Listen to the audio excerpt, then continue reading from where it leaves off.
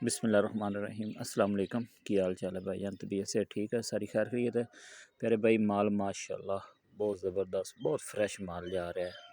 Check करो, ऐसे order है कि वेख लो, इस तरह का फ्रेश माल इंशाल्लाह तुसी कभी भी ना वेखोगे। ठीक है, तो माशाल्लाह इस टाइम ये 23 दिनों का माल जा रहा है।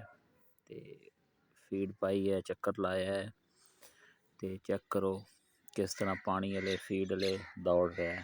ठीक है, तो अगर तुसी भी इस बारे कोई मालूमात या कोई चीज़ पुछनी होवे तो इंशाल्लाह साढ़े कोल पुछ सकते ने, तो असी बिल्कुल दसांगे भी। तो कोई मेडिसन के बारे या किसी फीड के बारे या कोई होर मॉल के बारे या कोई होर मालूमात लैनी होवे साढ़े कोल लै सकते हैं। तो इंशाल्लाह चैनल को ज़रूर सबसक्राइब करो, वीडियो वॉच करो। अल्लाह हाफिज़।